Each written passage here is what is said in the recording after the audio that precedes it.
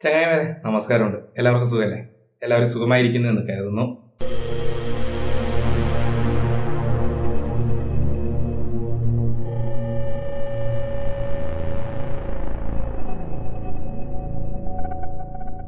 അഞ്ചാമത്തെ എപ്പിസോഡ് ആരംഭിക്കുന്നത് ഒരു നദിക്കരയിൽ നിന്നുമാണ്. തന്നെ തുറുങ്കിലടക്കാൻ വന്ന രാജകിങ്കരന്മാരിൽ നിന്നും രക്ഷപ്പെട്ട് രാജകുമാരനും അംഗരക്ഷകനും കൂടെ ഉണ്ടായിരുന്ന ആൾക്കാരുമെല്ലാം നദിക്കരയിൽ ക്യാമ്പ് ചെയ്തിരിക്കുകയാണ്. അങ്ങ് വിഷമിക്കാതിരിക്കെ, ജനങ്ങളെ രക്ഷിക്കാൻ തന്നെയാണ് അങ്ങ് നോക്കിയത്. പക്ഷെ സൈനിക സപ്പോർട്ട് നമുക്കില്ലാത്തത് കൊണ്ടാണ് അങ്ങനെയൊക്കെ സംഭവിച്ചത്. അങ്ങ് സേഫായിരുന്നാൽ മാത്രമേ അങ്ങയുടെ മേൽ ചാർത്തപ്പെട്ട ആ കുറ്റം കെട്ടിച്ചമച്ചതാണെന്ന് തെളിയിക്കാൻ സാധിക്കുകയുള്ളൂ. മാത്രമല്ല, അങ്ങേക്ക് മാത്രമേ ഈ ജനങ്ങളെ ആ സോംബികളിൽ നിന്ന് രക്ഷപ്പെടുത്താനാവൂ, ഈ രാജ്യത്തെ സംരക്ഷിക്കാനാവൂ എന്ന് രക്ഷകൻ രാജകുമാരനോട് പറയുന്നു. ആ സമയത്ത് ലേഡി ഡോക്ടർ വന്ന് രാജകുമാരന്റെ മുറിവിന് വെക്കാനുള്ള മരുന്നുകൾ തയ്യാറായിക്കൊണ്ടിരിക്കുകയാണെന്നും എത്രയും പെട്ടെന്ന് കൊണ്ടുവരാമെന്നും പറഞ്ഞ് പോകുന്നു. തുടർന്ന് രാജകുമാരൻ അംഗരക്ഷകനോട് ആ ഹണ്ടർ തിരിച്ചു വന്നോ എന്ന് ചോദിക്കുന്നു. ഇതുവരെ എത്തിയിട്ടില്ല. എനിക്കെന്തോ അയാളെപ്പറ്റി ഭയങ്കരമായിട്ട് സംശയം തോന്നുന്നു.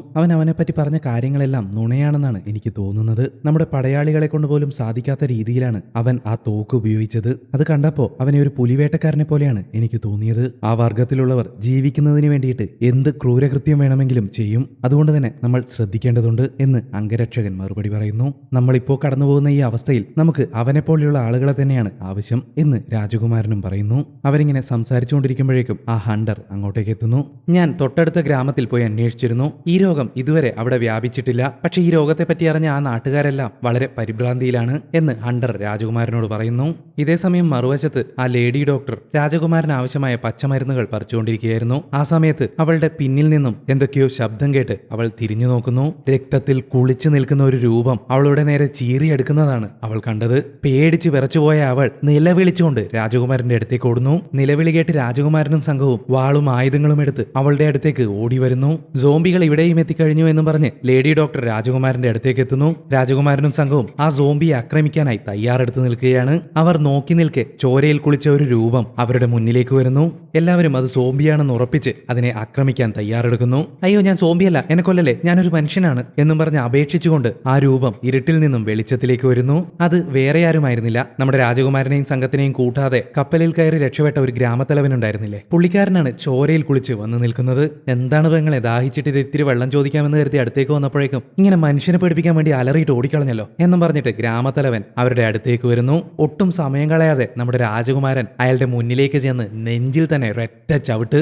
താഴെ വീണ് കിടക്കുന്ന അവന്റെ മുഖത്ത് ചവിട്ടിപ്പിടിച്ച്, എന്താടാ ദ്രോഹി, എന്നെയും എന്റെ ജനങ്ങളെയും ചതിച്ചിട്ടല്ലേ നീ പോയത്? നീ കാരണം എത്ര പേർ ബാധിക്കപ്പെട്ടു എന്ന് നിനക്കറിയാമോ എന്ന് പറഞ്ഞ് രാജകുമാരൻ അവനോട് ദേഷ്യപ്പെടുന്നു.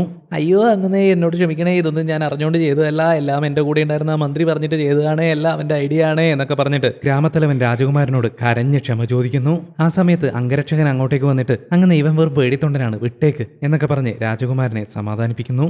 തുടർന്ന് അംഗരക്ഷകൻ ഗ്രാമത്തലവനോട് പറയും, ഡേ, നടന്നതൊക്കെ കൃത്യമായിട്ട് മണിമണി പോലെ പറയാൻ നോക്ക്. ഞങ്ങളോടൊപ്പം ഉണ്ടായിരുന്ന ഒരു ഊളക്കിളവി സോംബിയുടെ കടിയേറ്റ് ഉയരുപോയ അവരുടെ മകനെയും പെട്ടിയിലാക്കിക്കൊണ്ടാണ് കപ്പലിലേക്ക് വന്നത്. രാത്രിയായപ്പോൾ ആ സോംബി പുറത്തിറങ്ങി ഞങ്ങളുടെ എല്ലാം ഉയരെടുക്കാൻ നോക്കി. ആ കപ്പൽ മുഴുവൻ ചോരക്കളമായി മാറി. ജീവൻ രക്ഷിക്കാൻ വേണ്ടി നിരവധി പേർ കടലിൽ ചാടി. അവരിൽ എത്ര പേര് രക്ഷപ്പെട്ടെന്ന് എനിക്കറിയില്ല. അവസാനം ഇപ്പോൾ ബാക്കിയായത് ഞാൻ മാത്രമാണ് എന്ന് ഗ്രാമത്തലവൻ അവരോടായിട്ട് പറയുന്നു. ഇപ്പോൾ ആ കപ്പൽ എവിടെയാണുള്ളത് എന്ന് രാജകുമാരൻ അവനോട് ചോദിക്കുന്നു. ഞങ്ങൾ തലസ്ഥാനത്തേക്കായിരുന്നു പോയിക്കൊണ്ടിരുന്നത്. ഒരുപക്ഷെ ഇപ്പോൾ ആ കപ്പൽ തലസ്ഥാനത്ത് എത്തിക്കാണും എന്ന് ഗ്രാമത്തലവൻ മറുപടി പറയുന്നു. ഇയാൾ പറയുന്നത് പോലെ ആ കപ്പൽ തലസ്ഥാനത്ത് എത്തിക്കഴിഞ്ഞാൽ സോംബി വൈറസ് അവിടെയെല്ലാം വ്യാപിക്കും. അതിനു മുമ്പ് നമ്മൾ അവിടെ ചെന്ന് അവിടെയുള്ള ജനങ്ങളെ സംരക്ഷിക്കണം. അതിനുവേണ്ടി എത്രയും പെട്ടെന്ന് നമ്മൾ ഇവിടെ നിന്ന് പുറപ്പെടണം എന്ന് രാജകുമാരൻ എല്ലാവരോടും പുറപ്പെടാൻ പറയുന്നു.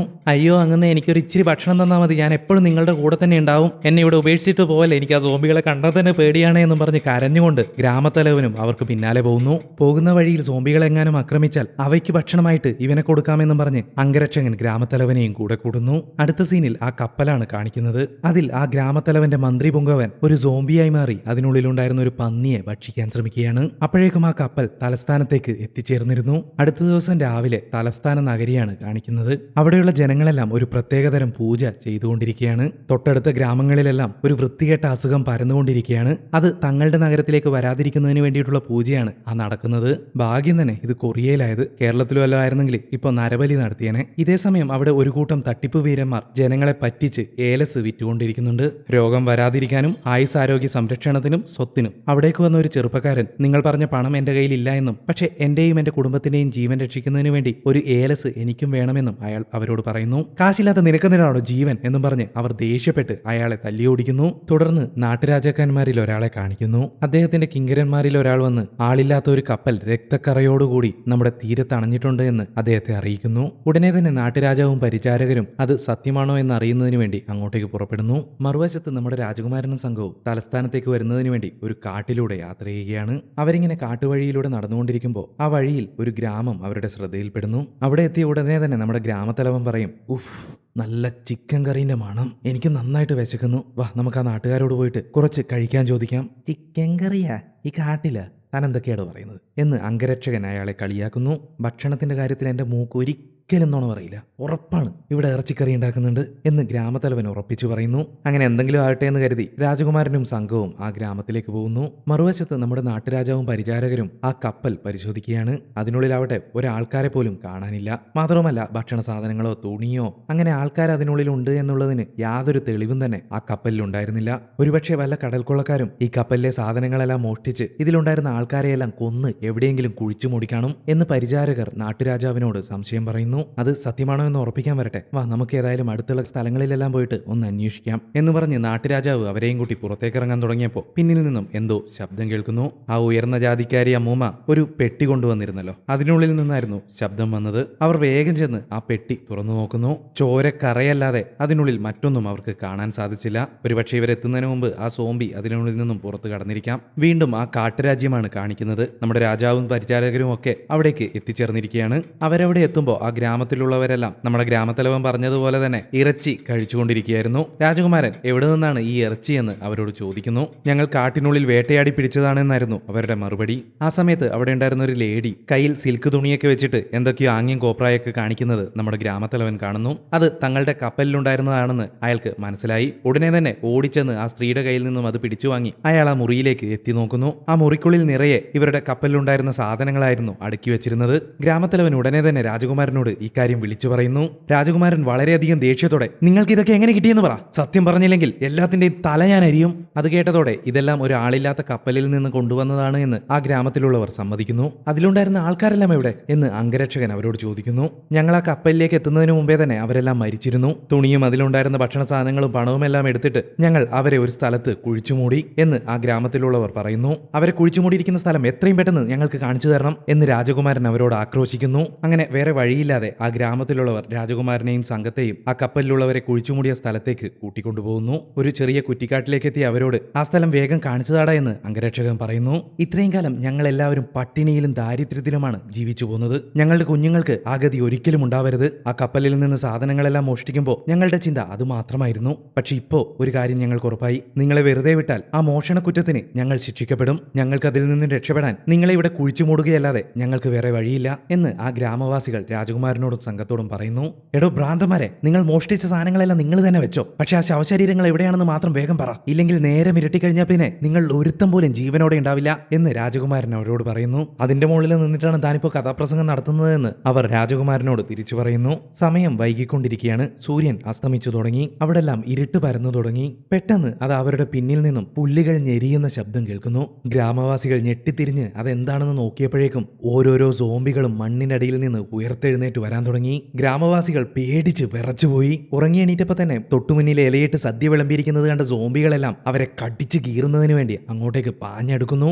ജീവൻ വേണമെങ്കിൽ വരുന്ന സോംബികളെയെല്ലാം തലയിൽ തന്നെ അടിച്ച് കൊല്ലാൻ നോക്കുമെന്ന് രാജകുമാരൻ ഗ്രാമവാസികളോട് ഉച്ചത്തിൽ അലർന്നു.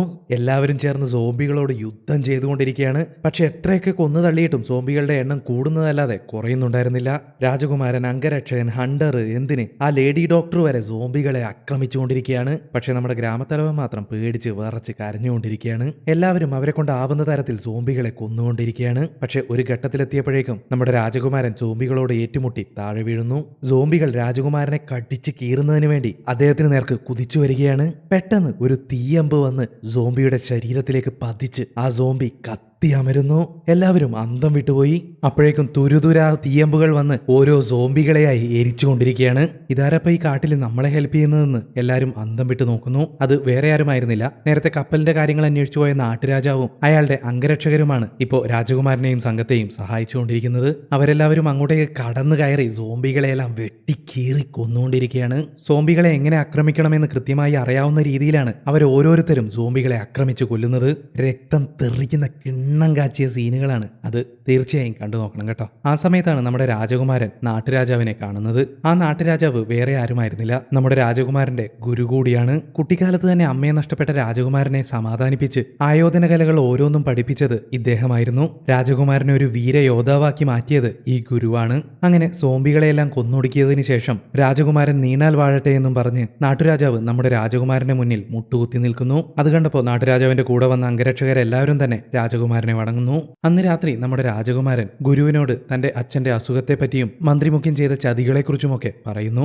അയാളോട് എതിർത്ത് നിൽക്കുന്നതിന് വേണ്ടി അങ്ങയുടെ സഹായം എനിക്ക് വേണമെന്നും രാജകുമാരൻ ഗുരുവിനെ അറിയിക്കുന്നു. പക്ഷെ അതിന് മറുപടിയായിട്ട് ഗുരു പറഞ്ഞത് എന്താണെന്നറിയോ? നീ കൃത്യമായിട്ട് ഉറങ്ങിയിട്ട് എത്ര ദിവസമായി? നീ ശരിക്കും ഭക്ഷണം കഴിച്ചിട്ട് എത്ര നാളുകളായി? നിന്റെ കണ്ണുകളെല്ലാം ഉണങ്ങി വരണ്ടിരിക്കുകയാണ്. ഒരു രാജകുമാരന് വേണ്ട പ്രഭയും ശോഭയും എല്ലാം ഇല്ലാതായിരിക്കുന്നു. ആദ്യം നീ ചെന്നൊന്ന് കുളിക്ക്, അതിനുശേഷം വയറ് നിറച്ച് ഭക്ഷണം കഴിക്ക്, എന്നിട്ട് നന്നായിട്ടൊന്ന് ഉറങ്ങ്. നമുക്ക് നാളെ സംസാരിക്കാം എന്ന് ഗുരു രാജകുമാരനോട് പറയുന്നു. ഇതേസമയം പുറത്ത് ആ ലേഡി ഡോക്ടർ അംഗരക്ഷകന്റെ അടുത്ത് ചെന്ന് ആ ഗുരു എങ്ങനെയുള്ള ആളാണെന്ന് നിങ്ങൾക്കറിയാമോ എന്ന് ചോദിക്കുന്നു. എന്തുപറ്റി, ഇപ്പൊ എന്താ അങ്ങനെ തോന്നാൻ എന്ന് അംഗരക്ഷകൻ അവളോട് തിരിച്ചു ചോദിക്കുന്നു. അയാളും അയാളുടെ പടയാളികളും സോംബികളെ കുറിച്ച് എല്ലാം അറിയുന്നത് പോലെയാണ് അവയോട് യുദ്ധം ചെയ്തത്. അതിന്റെ എല്ലാം തലയിൽ കൃത്യമായി അടിച്ചു തന്നെയാണ് അവറ്റകളെയെല്ലാം കൊന്നത്. അതുകൊണ്ട് തന്നെ എനിക്കതിനെപ്പറ്റി എന്തോ ഒരു സംശയം തോന്നുന്നു എന്ന് ലേഡി ഡോക്ടർ അംഗരക്ഷകനോട് പറയുന്നു. ആ സമയത്ത് നമ്മുടെ രാജകുമാരൻ ആ മുറിയിൽ നിന്നും പുറത്തേക്ക് വരുന്നു. അംഗരക്ഷകൻ രാജകുമാരനോട് ഗുരു എന്താണ് പറഞ്ഞത് എന്ന് ചോദിക്കുന്നു. ഗുരു അങ്ങനെ കൃത്യമായിട്ടൊരു മറുപടിയൊന്നും പറഞ്ഞില്ല എന്ന് രാജകുമാരൻ അംഗരക്ഷകനോട് പറയുന്നു. പുള്ളിക്കാരനെ ഒന്ന് ശ്രദ്ധിക്കണം, നമ്മൾ ജാഗ്രതയോടുകൂടി വേണം പെരുമാറാൻ. ഒരുപക്ഷെ അയാളും മന്ത്രിമുഖ്യന്റെ ആളാണെങ്കിലോ എന്ന് അംഗരക്ഷകൻ സംശയം പ്രകടിപ്പിക്കുന്നു. വായടക്ക്, സൂക്ഷിച്ച് സംസാരിക്കണം. എനിക്ക് ഗുരുവിനെ ചെറുപ്പം മുതലേ അറിയാം, അദ്ദേഹത്തെ സംശയിക്കേണ്ട ആവശ്യമില്ല. നീ ആദ്യം പോയിട്ട് വലതും കഴിച്ച് വിശ്രമിക്കാൻ നോക്ക് എന്ന് പറഞ്ഞ് രാജകുമാരൻ അവിടെ നിന്നും പോകുന്നു. ആ സീൻ കട്ട് ചെയ്ത് ഒരു തടവറയാണ് കാണിക്കുന്നത്. അവിടെ തടവറയിലുള്ള ഒരുത്തന് മാത്രം ഇറച്ചിക്കറി കഴിക്കാനായി നൽകുന്നു. അപ്പോൾ കൂടെ ഉണ്ടായിരുന്നവൻ അയാൾക്ക് മാത്രമേ ഉള്ളൂ, എനിക്കൊന്നും കഴിക്കാനില്ലേ എന്നൊക്കെ പുലമ്പിക്കൊണ്ടിരിക്കുകയാണ്. ഇറച്ചി കിട്ടിയവനാവട്ടെ ആർത്തിയോടെ വാരി വലിച്ച് കഴിച്ചുകൊണ്ടിരിക്കുന്നു. അത് കഴിച്ച് അല്പസമയത്തിനുള്ളിൽ തന്നെ അയാൾ സോംബിയായി മാറി കൂടെ ഉണ്ടായിരുന്നവനെ കടിച്ച് പറിക്കുന്നു. ഏറെ സമയം വൈകാതെ തന്നെ അയാളും സോംബിയായി മാറുന്നു. ഈ നടക്കുന്ന കാഴ്ചകളെല്ലാം ആ മന്ത്രിമുഖ്യൻ ദൂരെ നിന്ന് കാണുന്നുണ്ടായിരുന്നു. അതോടെ സോംബി വൈറസിനാൽ ബാധിക്കപ്പെട്ടവന്റെ ഇറച്ചി കഴിച്ചാൽ കഴിച്ചവനും സോംബിയായി മാറും, അവന്റെ കടിയേറ്റാൽ കടി കിട്ടിയവനും സോംബിയായി മാറും. ഈ കാര്യങ്ങളെല്ലാം നമ്മുടെ മന്ത്രിമുഖ്യന് മനസ്സിലാവുന്നു. എത്രയും പെട്ടെന്ന് വിരുന്നിന് വേണ്ട കാര്യങ്ങൾ ചെയ്യ് എന്ന് മന്ത്രിമുഖ്യൻ പടയാളികളോട് ആജ്ഞാപിക്കുന്നു. മറുഭാഗത്താവട്ടെ അടുത്ത ദിവസം രാവിലെ കപ്പലിൽ നിന്ന് കൊണ്ടുവന്ന സാധനങ്ങളൊക്കെ ചെക്ക് ചെയ്യുകയായിരുന്നു. ആ സമയത്ത് നമ്മുടെ ഗ്രാമത്തലവൻ അങ്ങോട്ടേക്ക് ഓടിച്ചെന്ന് ഒരു പടയാളിയോട് എന്തോ സംസാരിക്കുന്നു. ഉടനെ തന്നെ ആ പടയാളി ഇതാ നിങ്ങൾ പറഞ്ഞ സാധനം എന്ന് പറഞ്ഞ് ചുവന്ന തുണിയിൽ പൊതിഞ്ഞ എന്തോ ഒരു സാധനം ഗ്രാമത്തലവന് നൽകുന്നു. ഇതൊന്ന് ഓർത്തു വെച്ചോ കേട്ടോ, അതെന്താണെന്നുള്ളത് അടുത്ത എപ്പിസോഡുകൾ കാണുമ്പോഴേ നമുക്ക് മനസ്സിലാവുള്ളൂ കേട്ടോ. ഇതേസമയം ഒരു പടയാളി പടത്തലവനോട് ഒരു വലിയ പട നമ്മുടെ രാജ്യം നോക്കി വരുന്നുണ്ട് എന്ന് അറിയിക്കുന്നു. ഇത് നമ്മുടെ ഗ്രാമത്തലവനും കേൾക്കുന്നുണ്ടായിരുന്നു കേട്ടോ. അവൻ ഉടനെ തന്നെ നമ്മുടെ ലേഡി ഡോക്ടറുടെ അടുത്തേക്ക് ഓടിപ്പോകുന്നു. പ്രശ്നം വരുന്നതിന് മുമ്പ് 110 KV ലൈൻ വലിക്കാനാണ് പുള്ളിക്കാരന്റെ പ്ലാൻ. അയാൾ ഓടിച്ചെന്ന് ലേഡി ഡോക്ടറോട് പറയും, ഞാൻ ഇവിടെ നിന്ന് പോകാൻ പോവുകയാണ്, നീയും എന്റെ കൂടെ വന്നോളൂ, ഇവിടെ നിൽക്കുന്നത് സേഫ് അല്ല, നമുക്ക് മറ്റൊരു സേഫായ സ്ഥലത്തേക്ക് പോവാം, ഞാൻ നിന്നെ സുരക്ഷിതമായി നോക്കിക്കോളാം എന്നൊക്കെ നൈസായിട്ട് പുള്ളിക്കാരൻ ലൈൻ വലിക്കാൻ ശ്രമിക്കുന്നു. ലേഡി ഡോക്ടർ എന്തിനാണിപ്പോ ഇവിടെ നിന്ന് പോകുന്നത് എന്ന് ഗ്രാമത്തലവനോട് ചോദിക്കുന്നു. രാജകുമാരനെ പിടിച്ച് തുറങ്കിലടക്കുന്നതിന് വേണ്ടിയിട്ട് എന്റെ ബന്ധു കൂടിയായ ആ മന്ത്രിമുഖ്യൻ ഒരു വലിയ പടയെ തന്നെ ഇങ്ങോട്ടേക്ക് അയച്ചിട്ടുണ്ട്. അവർ വന്നു കഴിഞ്ഞാൽ രാജകുമാരനെ മാത്രമല്ല അദ്ദേഹത്തെ സഹായിച്ച എല്ലാവരെയും കൊന്നു തള്ളും. അതുകൊണ്ട് വാ, നമുക്ക് ഇവിടെ നിന്ന് രക്ഷപ്പെടാം എന്ന് പറഞ്ഞ് ഗ്രാമത്തലവൻ ഡോക്ടറുടെ കൈയും പിടിച്ച് അവിടെ നിന്ന് ഓടാൻ ശ്രമിക്കുന്നു. എന്നെ വിടാൻ, രാജകുമാരൻ സ്വന്തം ജീവൻ പണയം വെച്ചാണ് നമ്മളെ ഓരോരുത്തരെയും രക്ഷപ്പെടുത്തിയത്. അദ്ദേഹം ഈ കഷ്ടപ്പാടുകൾ സഹിക്കുന്നതെല്ലാം ഈ നാടിനു വേണ്ടിയാണ്. അദ്ദേഹത്തെ ചതിച്ചിട്ട് ഇവിടെ നിന്ന് ഓടി രക്ഷപ്പെടാൻ ഞാൻ നിന്നെപ്പോലെ ഒരു ഭീരുവല്ല എന്ന് പറഞ്ഞ് ഗ്രാമത്തലവനോട് ദേഷ്യപ്പെട്ട് ലേഡി ഡോക്ടർ രാജകുമാരനോട് കാര്യം പറയുന്നതിനായി ഓടിപ്പോകുന്നു. അടുത്ത സീനിൽ രാജകൊട്ടാരമാണ് കാണിക്കുന്നത്. നിരവധി ഗർഭിണികളായ സ്ത്രീകളെ കൊണ്ടുവന്ന് അവർക്ക് വിരുന്നൊരുക്കുകയാണ് മന്ത്രിമുഖ്യൻ. ഓസിന് കിട്ടിയാൽ ആസിഡായാലും കുടിച്ചേക്കാമെന്നുള്ള രീതിയിൽ ആ സ്ത്രീകളെല്ലാം ഇറച്ചിക്കറികളൊക്കെ വെട്ടി വിഴുങ്ങിക്കൊണ്ടിരിക്കുകയാണ്. എന്താണ് കാര്യമെന്ന് പോലും ചോദിക്കുന്നില്ല. ആ കൂട്ടത്തിൽ നമ്മുടെ അംഗരക്ഷകന്റെ ഗർഭിണിയായ ഭാര്യ കൂടി ഉണ്ടായിരുന്നു. പുള്ളിക്കാരിയും ബേഷായിട്ട് ആ ഇറച്ചിക്കറി കഴിച്ചുകൊണ്ടിരിക്കുകയാണ്. മന്ത്രിമുഖ്യനാവട്ടെ അവർ ആർത്തിയോടെ കഴിക്കുന്നത് ഒരുതരം ആനന്ദത്തോടെ നോക്കി നിൽക്കുകയാണ്. അത് കാണുമ്പോൾ തന്നെ നമുക്ക് മനസ്സിലാവും അയാൾ അവർക്ക് വിളമ്പിയിരിക്കുന്നത് സോംബികളുടെ ഇറച്ചിയാണെന്ന്. ഗർഭപാത്രത്തിലിരിക്കുന്ന കുഞ്ഞുങ്ങളെ പോലും സോംബിയായി ബന്ദിയായി മാറ്റാനുള്ള അയാളുടെ കുടില തന്ത്രമാവാം ഒരുപക്ഷെ അതിനു പിന്നിൽ. തുടർന്ന് നമ്മുടെ മഹാറാണിയെയാണ് കാണിക്കുന്നത്. അണിഞ്ഞൊരുങ്ങി മഹാറാണി രാജസദസ്സിലേക്ക് വരുന്നു. അധികാരമേറ്റ് രാജസിംഹാസനത്തിലേക്ക് ഉപവിഷ്ടയാവുന്നു. ഉടനെ തന്നെ മഹാറാണിയുടെ അച്ഛൻ, അതായത് നമ്മുടെ മന്ത്രിമുഖ്യൻ, ഇതാണ് മഹാറാണിയുടെ ആദ്യത്തെ കൽപ്പന എന്ന് പറഞ്ഞ് അത് വായിക്കാൻ ആരംഭിക്കുന്നു. രാജകുമാരൻ അധികാരത്തിനു വേണ്ടി സ്വന്തം അച്ഛനെ തന്നെ കൊല്ലാൻ ശ്രമിച്ചിരിക്കുകയാണ്. നമ്മുടെ രാജ്യത്ത് ഒരു മഹാരോഗം പകരാൻ രാജകുമാരൻ കാരണക്കാരനായി. ആ രോഗത്തിന്റെ വ്യാപനം തടയുന്നതിനും രാജ്യത്തെ സംരക്ഷിക്കുന്നതിനും രാജകുമാരനെ കണ്ടെത്തി ബന്ദിയാക്കി തുറുങ്കിലടക്കണം. മാത്രമല്ല രാജകുമാരനെ സഹായിച്ച ഓരോരുത്തരെയും കണ്ടെത്തി രാജ്യദ്രോഹ കുറ്റത്തിന് അവരെയും ശിക്ഷിക്കണം. രാജകുമാരനും അവനെ സഹായിക്കുന്നവരും കൊട്ടാരത്തിലേക്ക് അതിക്രമിച്ചു കടക്കാൻ സാധ്യതയുണ്ട്. അതുകൊണ്ട് എല്ലാ വാതിലുകളും അടയ്ക്കണം, സുരക്ഷ ശക്തമാക്കണം. ഈ കൽപ്പനകൾ ധിക്കരിക്കുന്നത് ആരാണെങ്കിലും യാതൊരുവിധ വിചാരണയും കൂടാതെ മരണശിക്ഷ വിധിക്കും എന്ന് മന്ത്രിമുഖ്യൻ വായിച്ച് അവസാനിപ്പിക്കുന്നു. അങ്ങനെ മന്ത്രിമുഖ്യന്റെയും മഹാറാണിയുടെയും ആജ്ഞപ്രകാരം കൊട്ടാരത്തിലേക്കുള്ള സുരക്ഷ ശക്തമാക്കുന്നു. എല്ലാ വാതിലുകളും അടയ്ക്കുന്നു. രാജകുമാരനെ പിടിക്കുന്നതിനു വേണ്ടി ഒരു വലിയ സേന തന്നെ തയ്യാറായി കഴിഞ്ഞു. ആ രാജ്യത്തിന്റെ അതിർത്തികളും മന്ത്രിമുഖ്യന്റെ സൈന്യം അടച്ചു കഴിഞ്ഞു. അതോടുകൂടി 5ാമത്തെ എപ്പിസോഡ് അവസാനിക്കുന്നു. മന്ത്രിമുഖ്യന്റെ പ്ലാൻ എന്തായിരിക്കും? സോംബികളിൽ നിന്ന് ആ നാടിനെ രക്ഷിക്കാൻ നമ്മുടെ രാജകുമാരന് സാധിക്കുമോ? രാജകുമാരന്റെ ഗുരുവും മന്ത്രിമുഖ്യന്റെ ആളാണോ? ഇതൊക്കെ അറിയുന്നതിന് വേണ്ടിയിട്ട് അടുത്ത എപ്പിസോഡ് കാണാൻ മറക്കരുത് കേട്ടോ. അപ്പോൾ ഈ എപ്പിസോഡ് നിങ്ങൾക്ക് ഇഷ്ടപ്പെട്ടു എന്ന് കരുതുന്നു. അടുത്ത എപ്പിസോഡ് കാണുന്നതിന് വേണ്ടിയിട്ട് ഇവിടെ ക്ലിക്ക് ചെയ്താൽ മതി കേട്ടോ.